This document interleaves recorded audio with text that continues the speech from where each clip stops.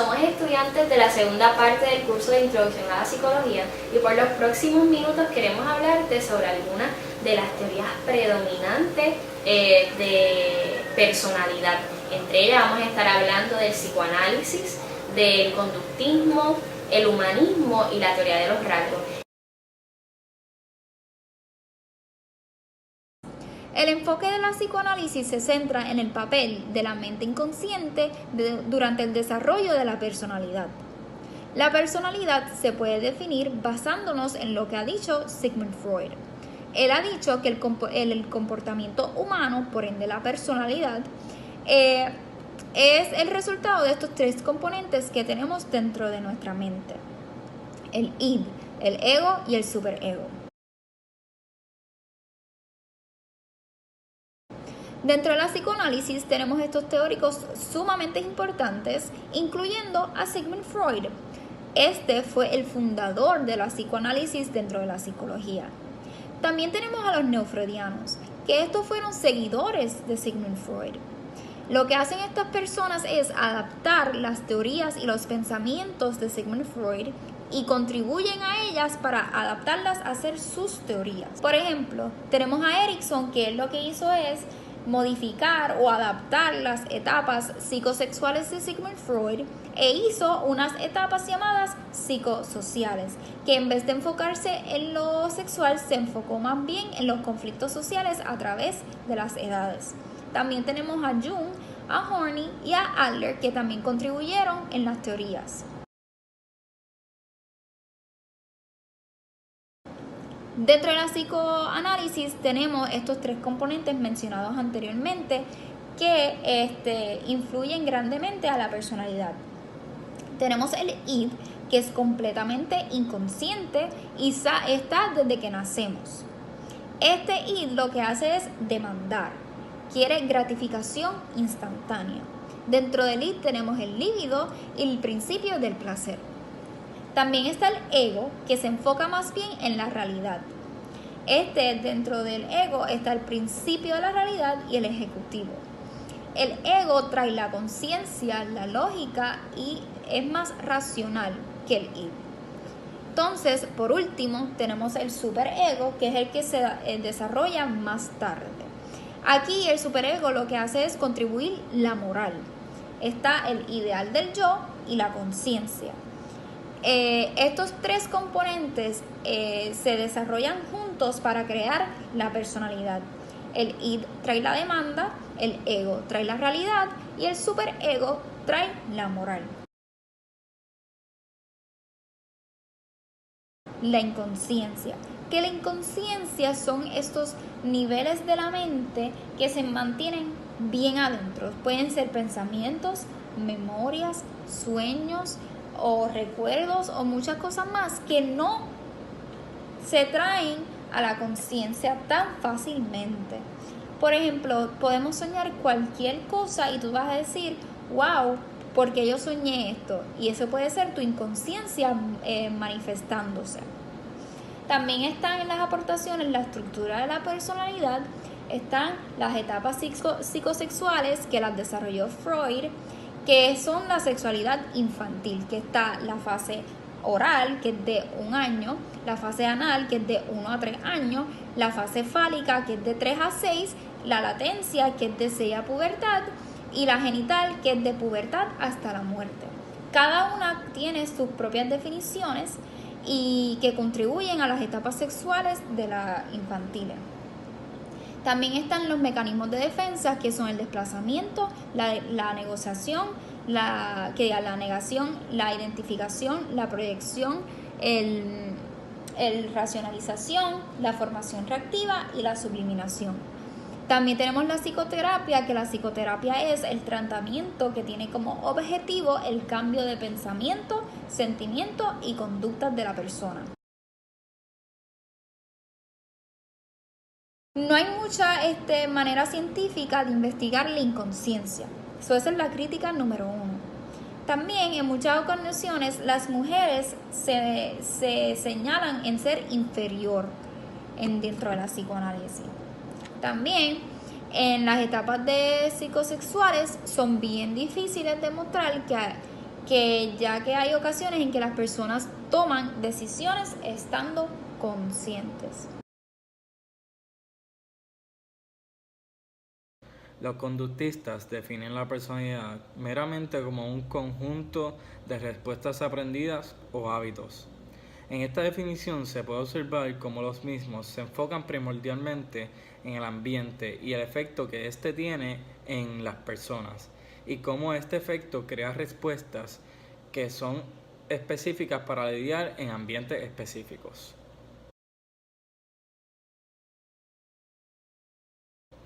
Entre los teóricos más importantes del conductismo se encuentran John Watson, B.F. Skinner, Ivan Pavlov y Albert Bandura.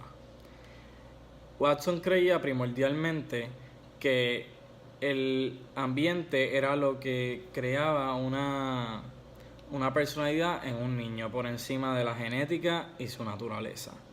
Skinner es bien conocido por su Skinner Box, en un experimento donde él pudo probar el mecanismo de refuerzo y castigo, y también es conocido por su acondicionamiento operante. En este experimento, Skinner demuestra que por medio de obsequiarle cosas buenas, o sea, placeres, a un ser vivo se puede programar para que el mismo tenga respuestas adecuadas, y de esta manera se puede observar cómo el ambiente en que vive esta persona se puede influir en la personalidad del mismo. También se encuentra Pavlov. Este es conocido por el acondicionamiento clásico y por su experimento con los perros, donde él pudo demostrar que se puede obtener una conducta establecida con una respuesta predeterminada. Por otro lado se encuentra Bandura. Bandura se encuentra entre los teóricos que consideran que tanto el ambiente como las expectativas propias pueden afectar la personalidad. Este grupo de personas son parte del grupo de la teoría de aprendizaje social cognitivo. Bandura considera que existen 3 factores que determinan la personalidad: el ambiente, la conducta en sí y los factores personales o cognitivos. Adicionalmente, existen varias terapias con la base de esta teoría para mejorar distintos comportamientos que no se encuentran agradables. Primeramente está el determinismo recíproco. Este se define por Bandura como los factores del ambiente, las características personales y el comportamiento pueden interactuar y crear o determinar un comportamiento para el futuro. También se encuentra la autoeficacia. Esta es comúnmente confundida con la autoestima, pero no son lo mismo. La autoeficacia se refiere a la percepción individual de cuán efectivo va a ser un comportamiento en una situación en particular. Por ende, depende de lo que cada uno piense de sí mismo en esa situación. Finalmente se encuentra el término el locus de control. Este se define como la tendencia de las personas para asumir que tienen control o no tienen control sobre los eventos o consecuencias que ocurren en su vida. El locus de control puede ser tanto interno como externo. El locus de control interno se refiere a las personas que consideran que sus propias acciones y decisiones afectan las experiencias de su vida. Por otro lado, el locus de control externo se refiere a las personas que consideran que sus vidas están controladas por los demás, por la suerte o por el destino. Es muy común que las personas del locus de control interno sean bien positivos y logren casi todo lo que se proponen con mucha motivación, mientras que las personas con locus de control externo pueden sufrir de depresión y se les hará más difícil lograr lo que se propongan, ya que sentirán que no tienen remedio con respecto a las situaciones. El conductismo también tiene sus críticas. La crítica principal recae en que la base del conductismo se basa en la conducta de un ser humano y cómo el ambiente afecta a esta, pero no se toma en consideración los procesos mentales, ni tampoco se toma en consideración la importancia de las influencias sociales en el aprendizaje de esta persona y cómo éstas afectan la personalidad. Adicionalmente, algunos críticos consideran que la personalidad y la conducta son cosas demasiado complicadas como para simplemente decir que son una interacción entre el ambiente y las cogniciones. Por otro lado, no se le critica tanto al punto de vista social cognitivo, ya que éste puede crear una percepción de la personalidad, incluyendo el ambiente, los procesos mentales y las expectativas propias. Hola, mi nombre es Jan Mariel y voy a estar hablando sobre la teoría de los rasgos. Un rasgo es una manera continua de pensar, de actuar o de sentirse. Alford y Albert describieron 200 características para la personalidad. Ellos pensaban que estas características estaban de alguna forma conectadas a nuestro sistema nervioso, pero eso no tuvo evidencia, así que no procesó. Luego Campbell logró reducir de 200 a 16 características. Él dividió esas características en surface traits, o sea, características de superficie, y source traits, que son, yo diría, características de raíz. Él se dio cuenta que muchas de esas 200 se derivaban de unas características que eran principales, así que escogió 16, aunque él pensaba que deberían ser 23, pero se fue con 16. Aún así, 16 era muchas características para una persona que fuera a ser entrevistada y poder clasificarla dentro de algunas personalidades. Eran demasiadas, así que redujeron a 5 características, the Big Five. Esas 5 características son apertura, escrupulosidad, extroversión, neuroticismo y amabilidad. Apertura es una persona que siempre está abierta a nuevas experiencias. Extroversión es aquella persona que le gusta estar rodeada de muchas personas. Neuroticismo es aquella que se pone ansiosa con facilidad, que cambia mucho de humor, que está como un poco estresada todo el tiempo. Entonces, amabilidad es un grado de cuán fácil de estar con otras personas es la persona, o cuán gruñona, o cuán malhumorada pues. Y escrupulosidad es aquella persona que es bien puntual, que siempre llega a tiempo, que es bien fiel a sus compromisos, así que es bien fiable para las demás personas. Estas 5 nos ayudan más o menos a clasificar a las personas dentro de un rango de características. Aún así, se levantaron muchas preguntas como, ¿pero será esto general para todo el mundo o de alguna forma ellos reciben influencia del área de donde viven, la cultura, etc.?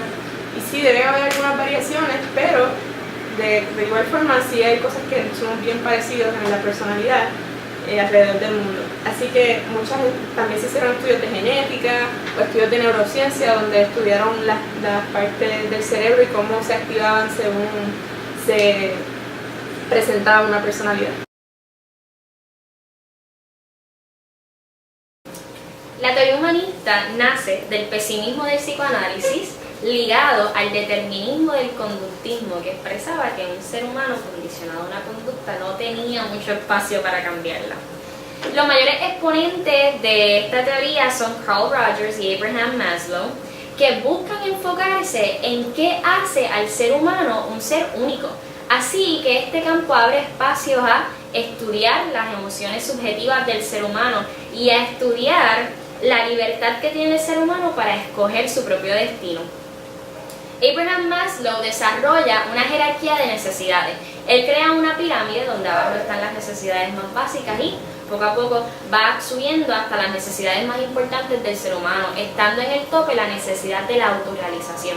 Y a base de esto se van a construir muchas de las teorías que van a complementar esta tendencia humanista.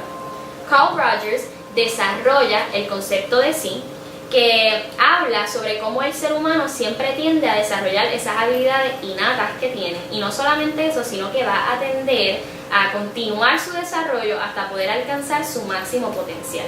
Y a esto él le llama la tendencia de la autoactualización, que nace del deseo de desarrollar una imagen propia.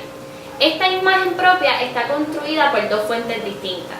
La primera viene siendo lo que la gente dice del ser humano y la segunda viene siendo cómo estas personas actúan y hablan cuando están en tu presencia a partir de lo que piensan de ti.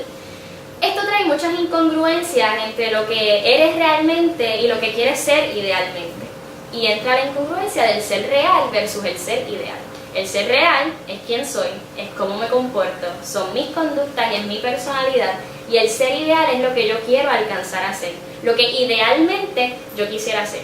Esto trae incongruencias cuando las personas son un poco deshonestas consigo mismos acerca de quiénes realmente son y se trazan metas inalcanzables de quienes quieren ser. Cuando tienes metas inalcanzables de quién quieres ser y tienes un falso concepto de quién eres, esto va a traer mucha ansiedad existencial, mucha ansiedad social y puede llevar al neuroticismo porque te estás trazando metas inalcanzables.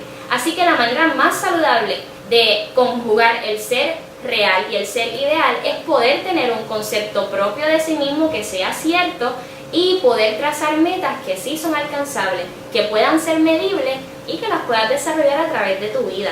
Esto es lo que Carl Rogers define como una persona completamente funcional, una persona que tienda hacia la autoactualización, tenga un concepto claro y real de quién es y se pueda proyectar hacia el concepto ideal que quisiera ser en su vida.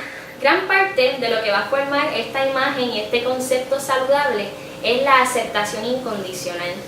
Sin embargo, en nuestra vida vamos a tener fuentes de aceptación incondicional, pero también vamos a tener fuentes de aceptaciones condicionales, que son aquellas que van a condicionar su afecto, su amor y su respeto a nuestras conductas y a la manera en que nosotros nos proyectamos. Una persona que nace en un núcleo familiar donde la aceptación es condicional se va a sentir más insegura y va a afrontar momentos de estrés con mayor inseguridad y mayor neuroticismo. Sin embargo, una persona que ha construido un grupo de apoyo donde esa aceptación es incondicional a su comportamiento o conducta, va a crear una confianza en sí mismo, confianza cuando va a afrontar situaciones de estrés y ansiedad y se va a sentir mucho más capaz de alcanzar su máximo potencial. Esta teoría tiene muchas críticas. Por ejemplo, hay muchas personas que dicen que esta teoría es muy color de rosa porque resalta los aspectos positivos del ser humano y no describe los aspectos negativos de la naturaleza humana. Por ejemplo, ¿cómo describo a una persona que acaba de cometer un ataque terrorista? ¿Cómo analizo la subjetividad de sus emociones? ¿Cómo describo un psicópata o un sociópata? También habla de que esta teoría es bien difícil de verificar científicamente por el hecho de su subjetividad para cada persona. Y por esta razón muchas personas dicen que esta idea es mayormente filosófica y no tanto medible. Sin embargo, una de las aportaciones más importantes que trajo el humanismo al mundo de la psicología fue la terapia centrada en el cliente, donde el profesional de la salud se considera un facilitador. Y para que este tipo de terapia funcione, hay tres aspectos que tienen que cumplirse. El primero es la congruencia, donde el facilitador pueda ser transparente con su cliente en todo tiempo. La aceptación, donde el facilitador entienda que las emociones que su cliente está proyectando y estas intenciones que está hablando son justas para esa etapa de vida que está atravesando. Y la empatía, donde el facilitador tiene que ponerse en los zapatos de su cliente para poder entender la subjetividad de sus emociones. Esto es todo, espero que hayan disfrutado de este video y que puedan aclarar todas sus dudas.